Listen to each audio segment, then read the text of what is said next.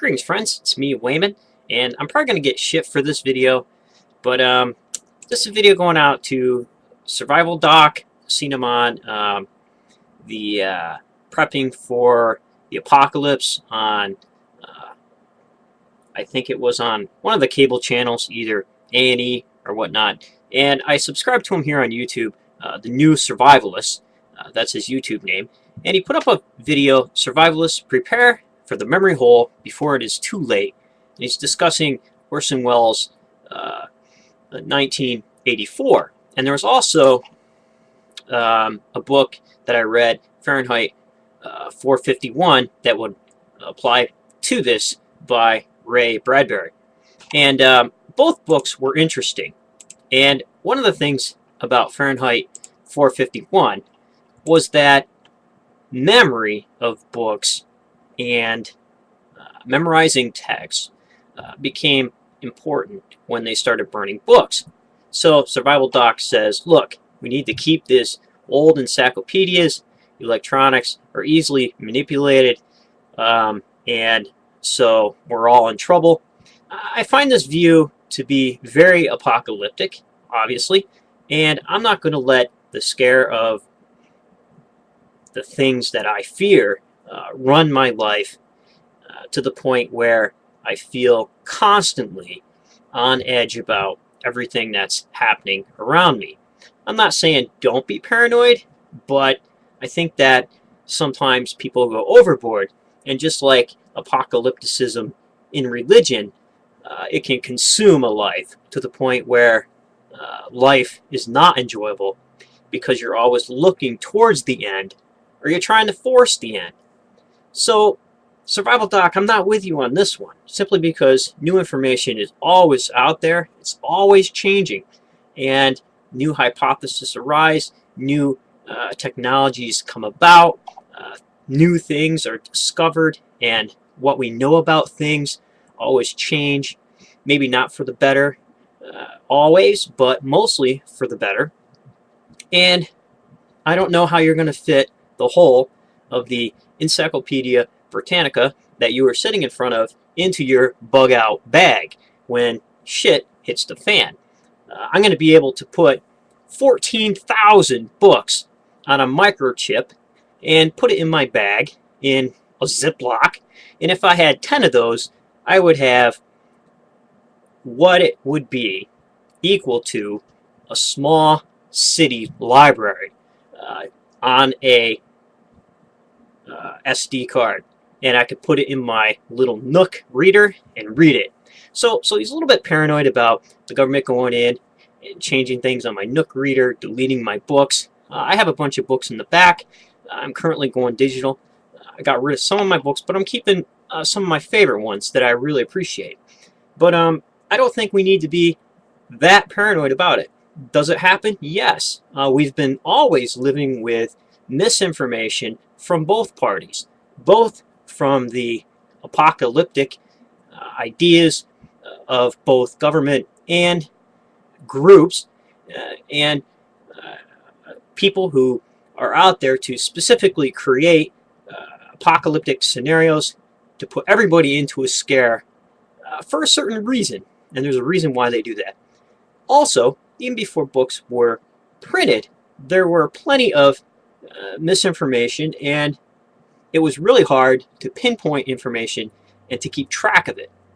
It was the bards memorizing and telling stories of heroes and nations and cultures, and they would sit and the bard would memorize stuff and do the best that he could to tell the story and also throw in some moral lessons, just like listening to the Iliad or the Odyssey. Beautiful stuff, but it was not the same.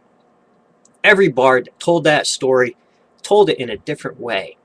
And sometimes, even if you read biblical literature, very much the same. In the Tanakh, or Jewish texts, you can see how different histories were laced together and to form the Hebrew epic.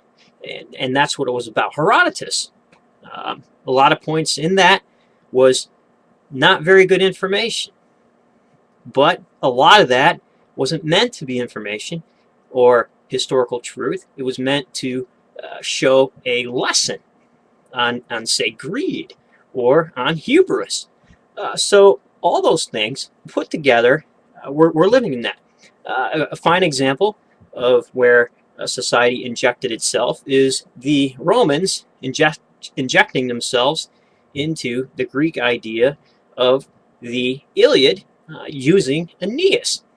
The Trojans were not early Romans, but to validate the Roman government from Julius Caesar on, for a large part of it, they inserted themselves, and Virgil was key to doing that.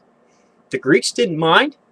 They said, hey, borrow our history as much as you want. Change it as much as you want. Do what you want with it. But when it came to Judaism, they fought against it. And there are some out there who say that Christianity may be Rome inserting itself into Judaism. So that's an interesting concept. Happens all the time. So we just have to pick and choose what we want to do. So yes, information is always distorted, but information is always updated. And I don't know about you, Doc, but Encyclopedia Britannica from the 1960s and the 1950s are pretty much going to be useless because of all the advances that we've had and known, and especially around nuclear power and all that sort of thing. We know a lot more things about medicine, say, for example, than they did back in the 50s. So, I don't know.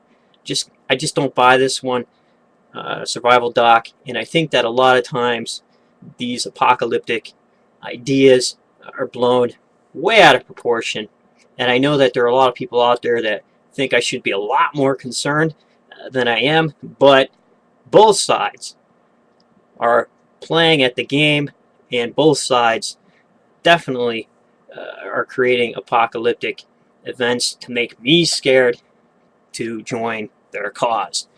I'm not buying it at all. I do what I have to do. I'm not totally ruling out anything. And you got people like Assange always looking for the truth, and whistleblowers and hackers always trying to undermine whatever system is working against them.